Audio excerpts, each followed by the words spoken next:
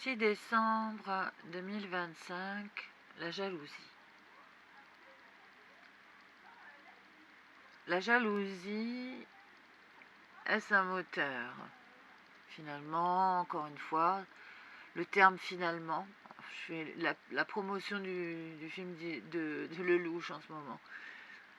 Je pense que la jalousie est un fléau qui n'est pas régulé par la conscience du monde. Lorsque l'on est instinctif, on dit oui, mais c'est instinctif. La jalousie, ça vient de l'amour qu'on porte aux gens. Alors j'aimerais dire que l'amour était quelque chose qui est subtil. Et que l'amour en premier, ce n'est pas la sexualité, c'est la capacité d'apprécier l'être en général. Donc c'est une sorte plutôt d'un dérivé de l'agapé ou de la compassion. Et ensuite, on a le sentiment qui s'affine, et c'est le sentiment amoureux ou c'est le sentiment d'estime. Donc la jalousie, c'est un mauvais régulateur de sa propre conscience à être. Hein. Finalement, on ne s'aime pas, donc comme on ne s'aime pas, on finit par jalouser tout ce qui est autre, parce que nous voudrions être autre chose. Et donc les personnes qui sont jalouses sont en général tout le temps en compétition sur plein de sujets différents. Et pour arriver à les contenter, il faudrait être à l'écoute constante comme un psychanalyste. Et on ne peut pas être le psychanalyste de chaque personne qu'on rencontre. Donc la jalousie est un moyen de défense en premier. On part souvent d'un sentiment de haine. Je n'aime pas cette personne. En premier, on parle de ça. Et ensuite, on essaye d'amadouer ce sentiment et on devient conciliant sur certaines choses, mais on jalouse la personne. Ça, ce sont des problèmes que l'on rencontre souvent dans des fausses amitiés. Ça vous saute en fait à la gorge, vous en apercevez, vous avez mal au ventre, finalement, de côtoyer une personne qui est jalouse, parce que on finit par être absorbé par la complexité de son esprit face à sa propre stupidité, sa propre captation des choses. Donc une personne qui est jalouse peut être attachante si elle est dans une relation amoureuse avec un être qui n'a pas de structure non plus intellectuelle sur sa propre relation, et qui mesure en fait l'estime qu'on a pour lui par la jalousie. Ça, c'est souvent dans les couples, certains couples, il faut que ça bataille, que ça soit déconstruit et reconstruit en fait sur le lit grâce à la jalousie.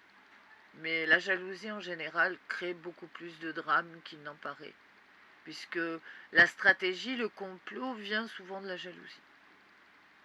Et quand on est stratégique, quand on fait un complot contre quelqu'un, on n'est plus tout à fait sensitif. Ce n'est plus le côté sanguin qui domine, mais bien la capacité à raisonner quelque chose de très complexe pour nuire à une personne.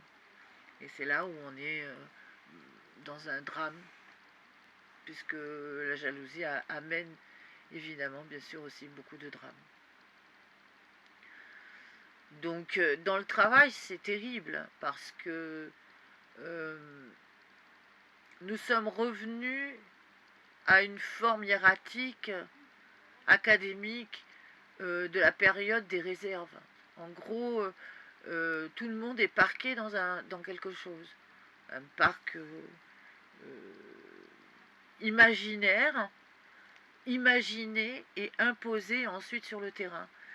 Et la jalousie peut déclencher en fait des changements d'existence au lieu de libérer quelqu'un. On finit par l'emprisonner parce qu'on est jaloux de la personne. Et dans le monde du travail, c'est terrible, parce que beaucoup de personnes font des abus de pouvoir à cause de leur jalousie. Et c'est très, très dérangeant de voir ça, parce que qu'est-ce qu'on peut faire pour eux?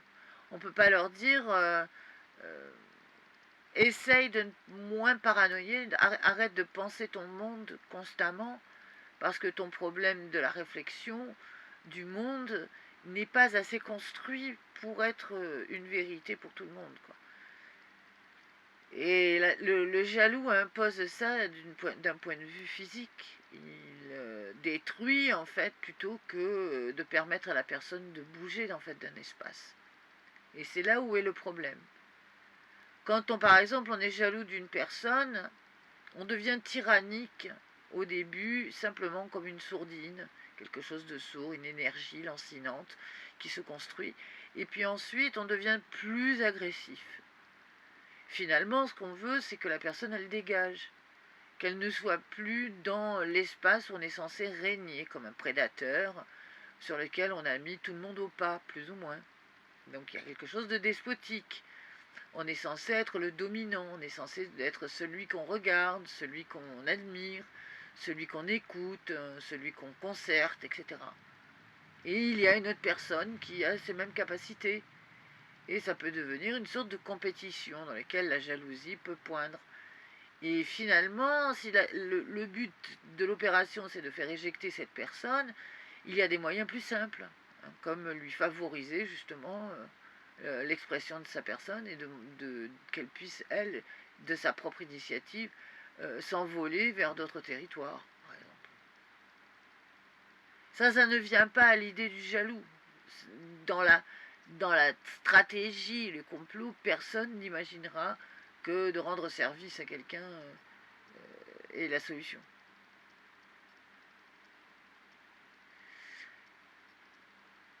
Parce que finalement, la jalousie, c'est un moyen de se motiver pour les gens. Si je ne suis pas jaloux, qu'est-ce qui va me faire lever le matin? Si je ne convoite pas quelque chose, qu'est-ce qui va me faire bouger le matin? Comme si nous étions des sortes de dodés comme ça à qui il faut envoyer des carottes. Tout ça pour après ensuite critiquer les carottes qu'on a, qu'elles sont pas bonnes, les autres sont meilleures. Donc c'est un peu stupide. Et finalement, ça fait un monde qui est absolument pas accueillant pour la nouveauté. En fait, on se replie sur soi dans le monde des jaloux.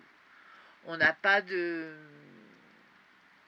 envie de rayonner quelque chose qui permet à tout le monde en fait de se mettre à niveau, à jour, ou que ça soit sur des sommes informatives, que ça soit sur la façon de gérer ses sentiments, et sur aussi l'incapacité qu'on a à raisonner les autres. C'est notre grand problème, on est des handicapés quelque peu de la perception, quoi. Et donc les jaloux sont des tyrans, quoi. Des personnes qui vont remettre en question aussi votre propre nature, en vous disant que si vous n'avez pas de jalousie pour quelque chose, c'est que vous n'êtes pas intéressé par quelque chose. Comme si c'était un des moyens de comprendre la qualité d'un humain. Et ça revient un peu à dire il y a deux catégories, il y a des anges et il y a des humains. Et vous rangez dans quelle catégorie? Comme s'il fallait choisir entre un ange et un humain. Et que tout cela allait faire tourner le monde dans peu de temps. On serait ou des anges ou des humains. Donc ça, je trouve ça un peu bizarre d'arriver jusqu'à des extrémités comme ça, uniquement pour un sentiment qu'on n'arrive pas à mesurer et qu'on n'arrive pas à contrôler.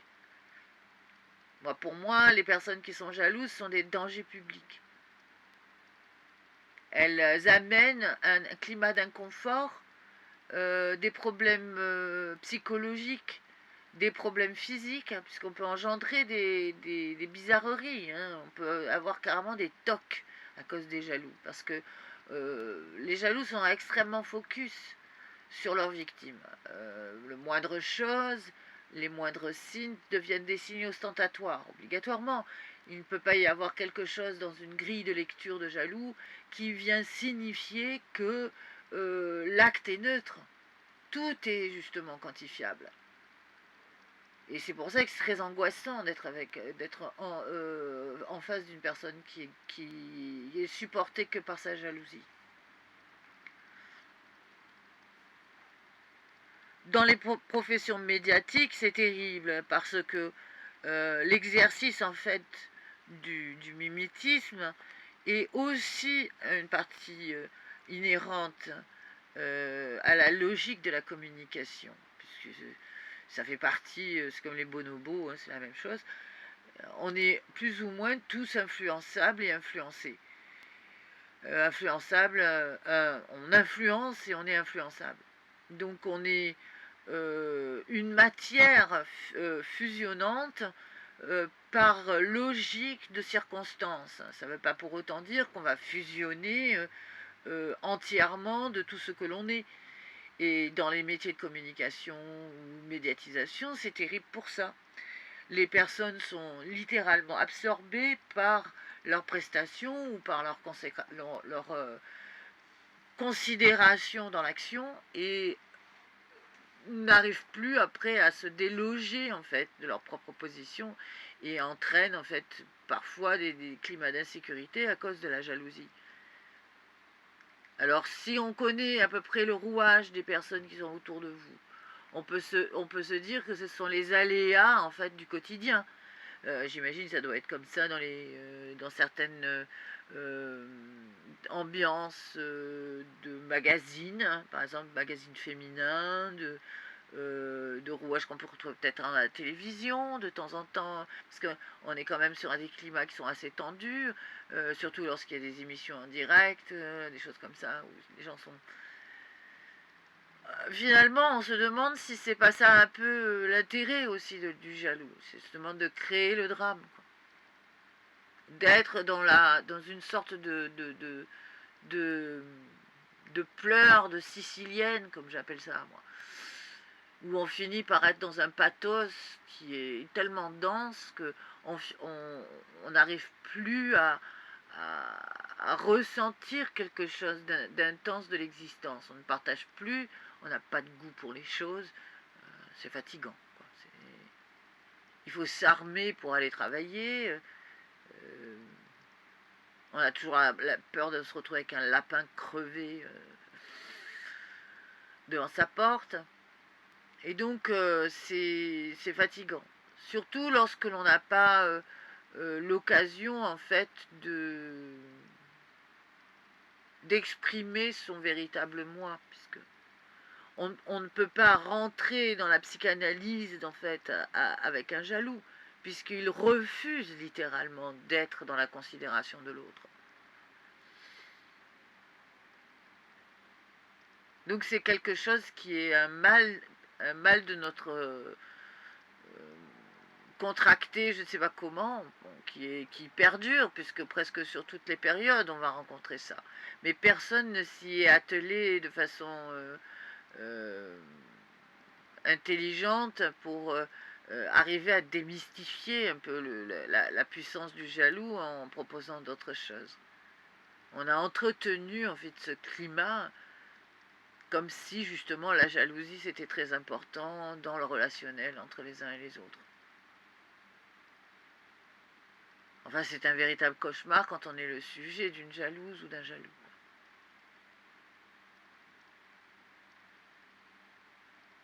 Donc il faudrait quand même arriver à tempérer ces gens-là, à leur donner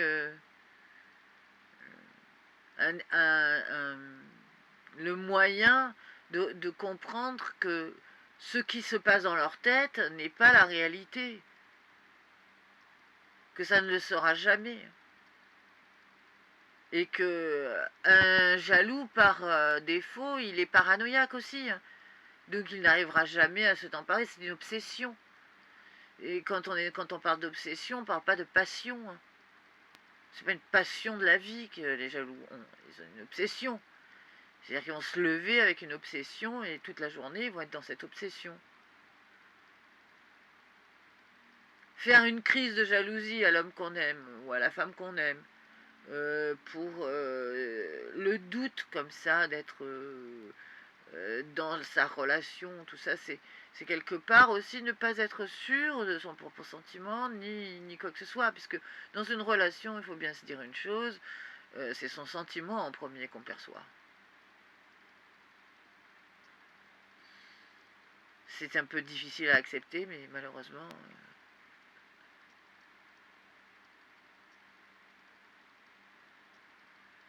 C'est pour ça que les femmes demandent toutes les 3 secondes à leurs hommes, est-ce que si elles sont sûres du sentiment, elles ont besoin que le sentiment soit dit, parce que justement, on ne le perçoit pas obligatoirement. Donc la jalousie, c'est un problème, quoi. Quand une personne est jalouse, ça veut dire qu'elle ne sait pas aimer non plus, quoi. Qu'elle n'a pas la conscience de qu'est-ce que c'est l'amour. Donc c'est difficile aussi de rentrer dans ce genre de rouage, puisque l'amour est quelque chose de très... C'est un sentiment élevé. On pense que c'est accessible, mais c'est un sentiment élevé à partir du moment où on est dans la complexité. La complexité des sentiments, c'est bien connu. On en a des tonnes et des tonnes d'ouvrages.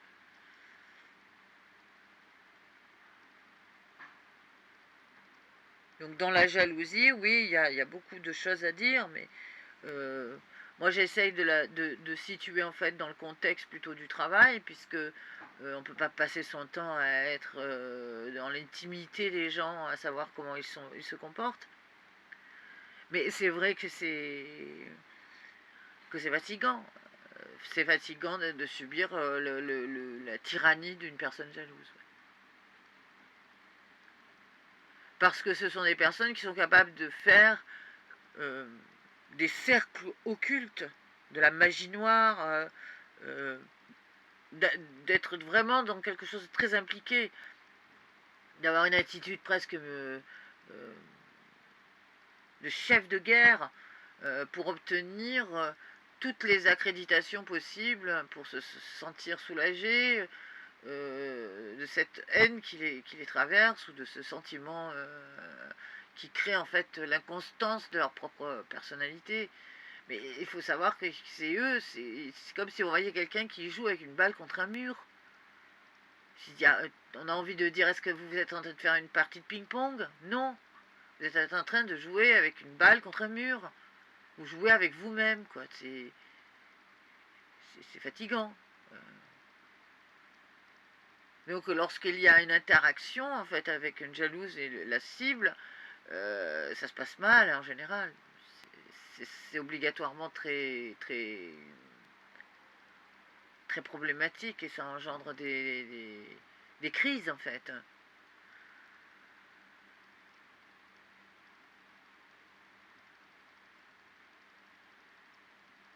Ce qui est terrible dans le milieu du travail, ce sont les savonnettes.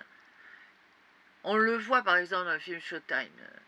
On sait très bien que la compétition entraîne ça. Mais la jalousie de la première place, c'est quelque chose de fréquent. On va le retrouver dans presque tous les milieux, mais les milieux médiatiques, principalement dans la musique ou des choses comme ça, c'est des rouages qui sont pénibles. Mais on parle de compétition, on parle par exemple euh, de rayonnement. Ça peut être terrible parce qu'on peut vous briser votre carrière à cause de la jalousie. On peut dire, si cette personne elle monte sur le prosénium, c'est fini, quoi. On va tous ramer derrière, ce qui n'est pas vrai. Mais si les personnes le croient, elles font tout pour vous saboter.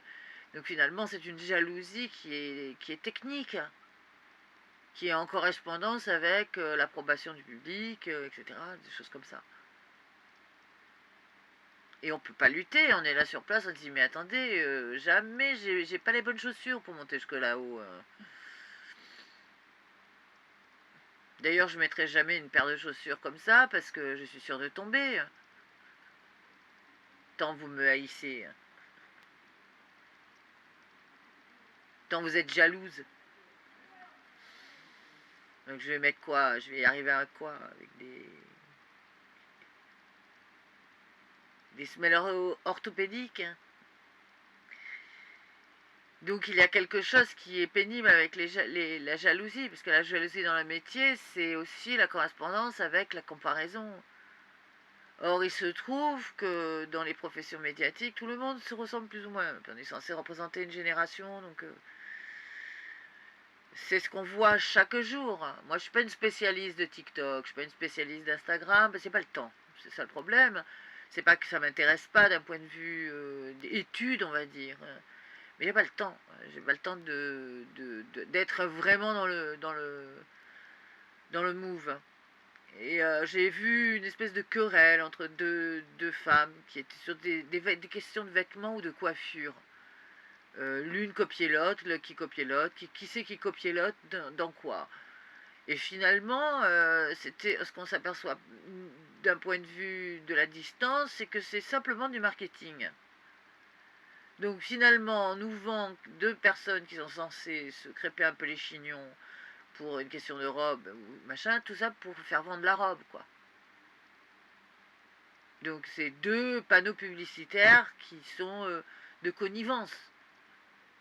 Donc quand j'ai réfléchi ça, je me suis dit, bon, cette organisation de la jalousie par rapport à la logique qui est en fait que deux femmes peuvent avoir des goûts similaires pour la même chose, et en introduisant un homme au centre, ça vient finalement permettre à des millions de personnes de se comparer, quoi. Et de dire, ah ben moi aussi pareil alors, hein. Ah ben moi j'aurais fait pareil aussi. Donc c'est un entretien pragmatique. Donc est-ce que la jalousie est le fond de commerce? Donc ça fait un coup dur pour les droits de l'homme, hein, ça, pour le coup. On est vraiment dans une désacralisation en ce moment des droits de l'homme. Et la jalousie, c'est vraiment le fer de lance de l'individualisme, et c'est surtout de l'obligation de comparer.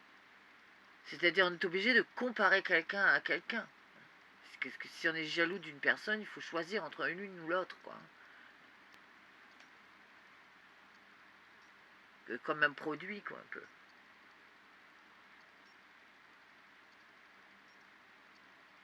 Donc voilà, bah, s'il y a des personnes qui ont subi comme ça, des jaloux infernaux, hein, ou des jalouses obsessionnelles, hein, ben, on peut toujours monter une ligue, hein. On fera des petits fours, hein. On évitera le thé matcha, parce que d'abord, je n'en ai jamais bu, donc je sais pas ce que ça vaut comme saveur.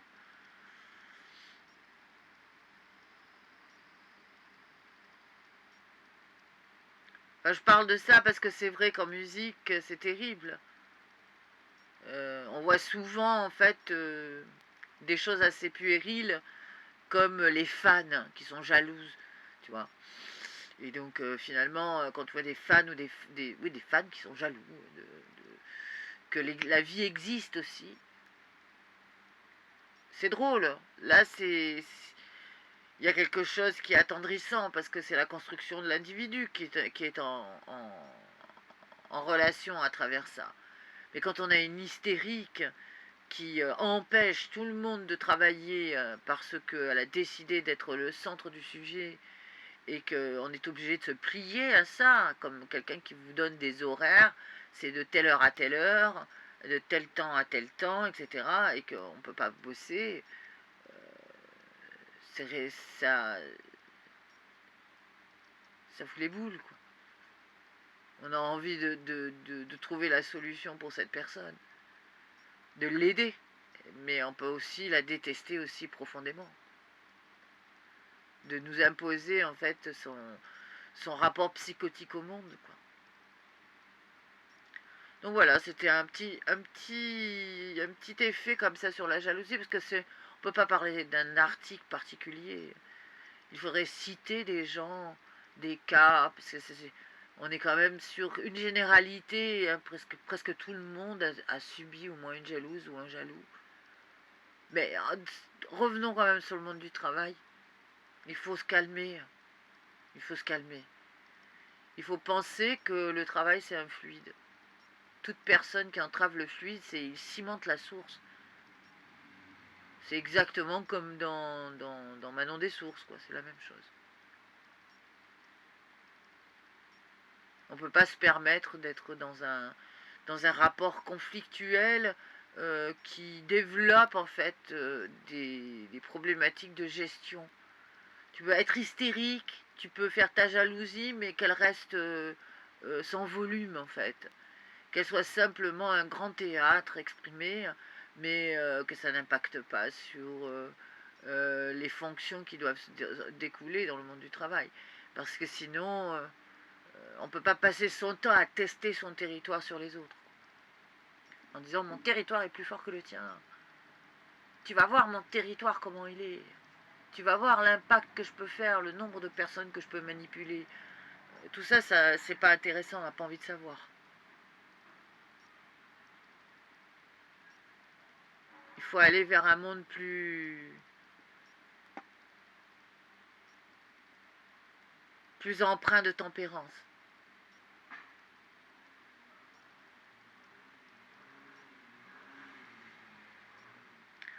Voilà, fin de l'article. Et puis, de toute manière, ce que j'en pense, c'est à débattre.